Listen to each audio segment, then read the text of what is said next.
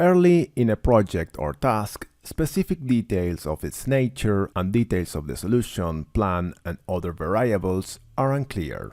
The variability of these factors affect the estimates. As these sources of variability are investigated and pinned down, the uncertainty of the solution is removed, and so the variability in the estimates.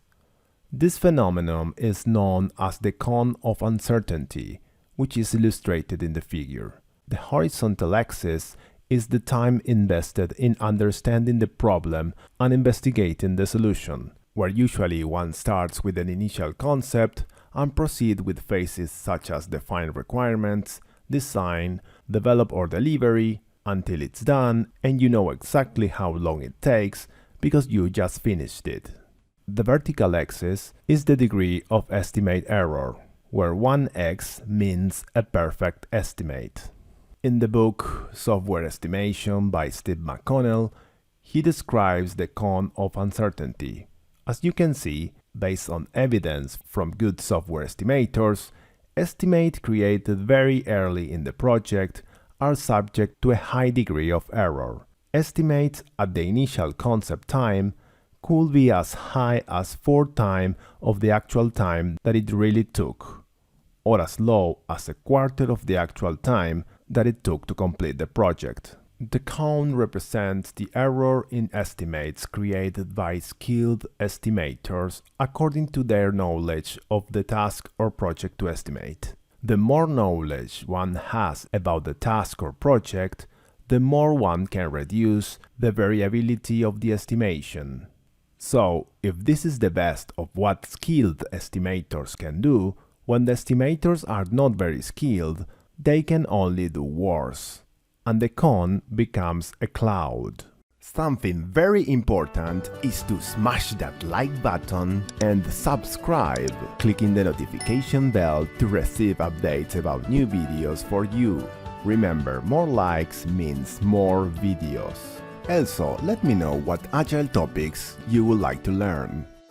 In one of my first jobs as a developer, my job description said that one of the factors that I would be assessed for was my skills to provide accurate estimates, and I was expected to improve it over time, so I had a project manager in a non-agile environment that wanted to know the time in hours for every task of a system under maintenance. If someone took more than the time estimated, he would go and ask something like, "You told me that it would take 16 hours. It's been 20 hours and isn't finished. How is that possible? I made commitments according to your estimation." Ironically, he didn't care or check how much time you spend estimating. You could spend a whole day or more estimating. So what do you think everybody did? Well, get time in your favor and play with the system. So everybody was going as much as possible to the right in the cone of uncertainty and implementing some code to know the right solution and be able to say that it takes, for instance, 8 hours with high precision because the solution is practically done. Actually, this is a very common pattern. When people feel pressure to give absolute estimates, they will try as much as possible to go to the right to narrow the cone of uncertainty. Maybe you felt the same way when estimating with absolute values. But putting people under such a pressure produces more accurate estimates, but it's a very inefficient use of the time.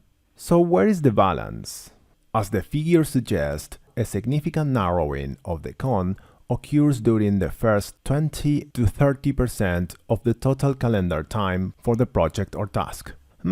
That's interesting, as we can think that over here, we might have a good balance between the time invested in estimation and an acceptable error margin.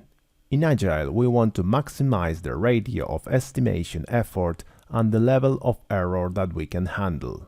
Steve McConnell says, "The primary purpose of software estimation is not to predict a project's outcome. It is to determine whether a project's targets are realistic enough to allow the project to be controlled to meet them."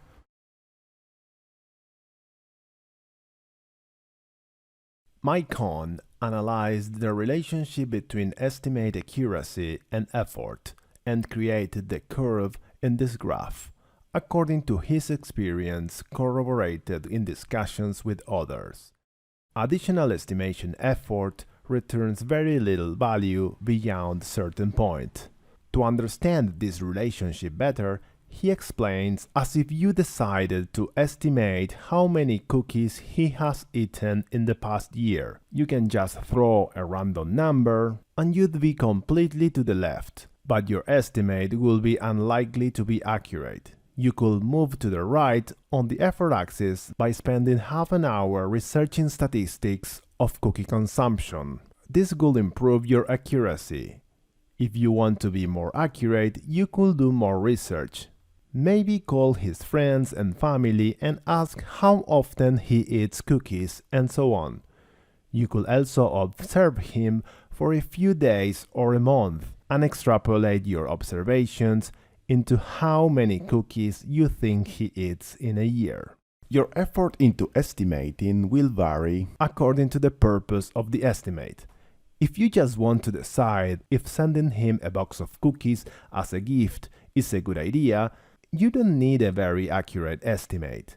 If the estimate will be used to decide to build a software versus buying it, it is likely enough to determine that the project will take between 6 to 10 months. It may be pointless to research to the point where you are able to say more precisely if it will take 7 months. No matter how much effort is invested, the estimate will never be perfect. However, notice how little effort one requires to move the accuracy up dramatically from the baseline. With just 10% of the effort, one gets 50% of the potential accuracy. Finally, he says that eventually, the accuracy of the estimates declines. If one puts too much effort into estimating, the result might be less accurate. Agile teams prefer to be closer to the left. The uncertainty of estimates cannot be eliminated, but they know that very small efforts are rewarded with big gains. Even though they are very early in the accuracy effort scale, Agile teams can produce reliable plans because they constantly check the progress and deliver small increments of fully working, tested, and integrated products frequently. What do you think? Have you applied or will you apply these concepts? Tell us more in the comments below, and remember to subscribe to not miss any of our new videos. What topics would you like to know? I will be releasing new videos every week.